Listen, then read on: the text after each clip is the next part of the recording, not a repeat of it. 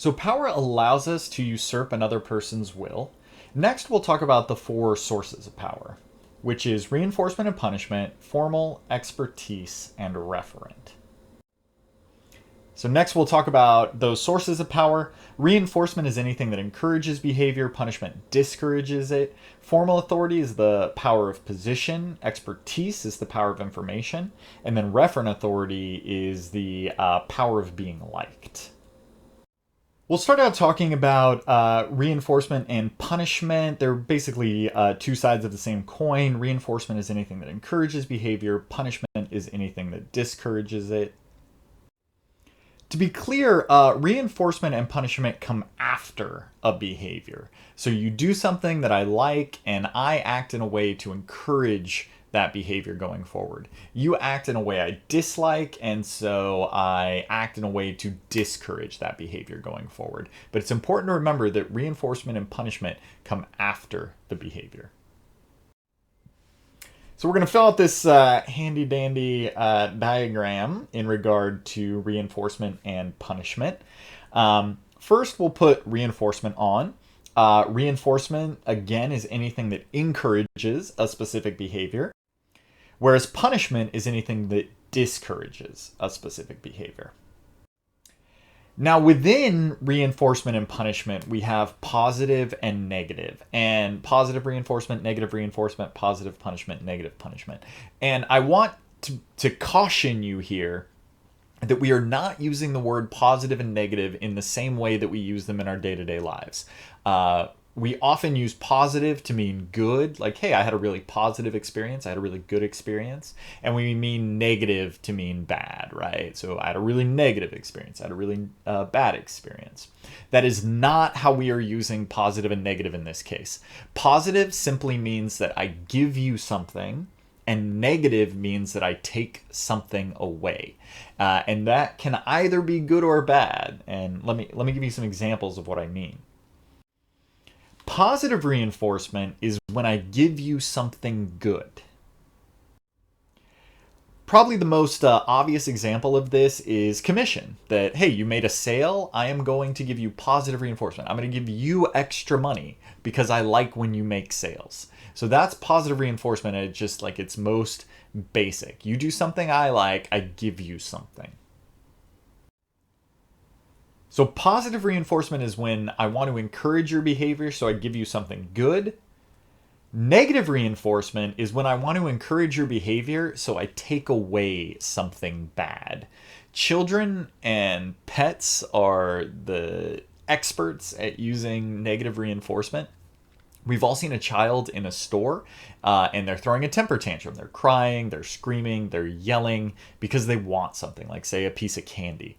And we see the parent watching the child and trying to be patient and trying to be patient and trying to be patient. And then the child wins, right? That finally the parent's like, fine, take the chocolate bar, right? Just quit crying, quit screaming. That's negative reinforcement. That if you do what I want, I will take away something bad. My cat does this when he is hungry. He will whine and whine and whine until I feed him. And then he will take away that whining. He'll reinforce the behavior of me feeding him by taking away this noxious stimuli. We see this in other areas of our life. So your car does this when you don't buckle up, right? It goes beep, beep, beep, beep, beep, beep until you buckle up, and then it quits beeping. That is negative reinforcement. Oh, you buckled up, you did what I wanted, good. I'll take away that really annoying sound. So positive reinforcement is I want to encourage your behavior, so I give you something good. Negative reinforcement is I want to encourage your behavior, so I take away something bad. Positive punishment, as you can guess, is when I give you something that you don't want. So if we think about the carrot and the stick metaphor, the stick is positive punishment. Any form of corporal punishment, when you hit someone, you're giving them pain. That is positive punishment. I do this with my cat when he scratches my furniture or whines for food. I spray him with water, and that's giving him something he doesn't like, right? I'm punishing the behavior by giving him something he doesn't like. At work, sometimes supervisors, when you screw up, they will give you the job that no one else wants. It's like, oh, you made a mistake? Okay, then you're going to have to do this extra work that no one else wants to do. That's positive punishment. Negative punishment is when I take away something you like. We do this with teenagers all the time, or with children in general, I guess. They're misbehaving, so we take away their cell phone. We take away their car. They have some privilege that we take away from them. That's negative punishment. Probably one of the strongest examples of this in our society is a DUI, right? That, oh, you got a DUI. We're punishing that behavior by taking away your driver's license. We've taken away the privilege to drive. Fines are the same way. If you get a parking ticket, that is negative punishment. You like money? I'm taking your money away. You can think of jail or prison as a form of negative punishment. Oh, you did something we don't like, so we're going to take away your freedom. In organizations, we see this with people being fired or demoted, getting pay cuts. It's you have something you want, and we're going to take it away from you. So those are the 4 types of reinforcement and punishment. Remember, reinforcement is anything that encourages behavior, and punishment is anything that discourages behavior. Positive is when we give something, and negative is when we take something away. So positive reinforcement is I give you something good to encourage your behavior. Negative reinforcement is when I take away something bad to encourage your behavior. Positive punishment is when I give you something bad to discourage your behavior. And negative punishment is when I take away something good to discourage your behavior. Now, it's really important to note here that reinforcement and punishment are idiosyncratic. They're unique to each individual. So one person's reward, one person's reinforcement is another person's punishment. I love Brussels sprouts. I think they're one of the best foods in the world. And so if you want to reward me, you can be like, hey, Tommy, have some Brussels sprouts. For a 9-year-old child, if they get an A on their report card and you're like, congratulations, here's Brussels sprouts, they're probably going to see that as a punishment, right? So whether something is considered a reinforcement or a punishment depends on the person who's receiving it. It's in the eye of the beholder. At work, we see this where people who do a really good job are given more responsibility or promoted. And for those people, that might be for some people, that might be reinforcement. They want more responsibility. They want to get promoted. But for other people, it's not. They might like the job that they have. And when you give them more responsibility or give them a new job title, you're actually punishing them for being good at their job. And then this is true with specific assignments as well. So some people want client-facing work. Some people prefer to work on their own. The way you reinforce behavior in an organization has to be really unique and adapted to each person that you're working with. Likewise, reinforcement and punishment are dynamic. So if you do a really good job and I give you an ice cream cone to eat, that's going to be reinforcement if you like ice cream. If I make you eat 20 ice cream cones, that's going to be punishment, right? The first one might be a reward, but by the time you get to the 11th or 12th, it becomes a punishment. And so same thing with extra work, right? That, oh, hey, you did a really good job, so I'm going to give you a couple overtime hours to make more money. That might be great if I give you 2 or 3 more overtime hours, but if I expect you to start working overtime all the time, it might become a punishment. So reinforcement and punishment are individual to each person, and they're also dynamic. They change within people.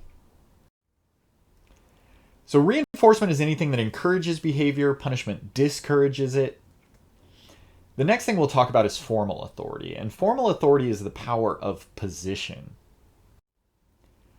The way we see this most in our everyday lives might be through police officers. So this dude gets to carry a machine gun around the Capitol building. I don't get to do that. He's a police officer. He has the authority, the formal authority to do that. Police officers also have the authority to, speed on the freeway with their lights on or pull you over and write you a ticket.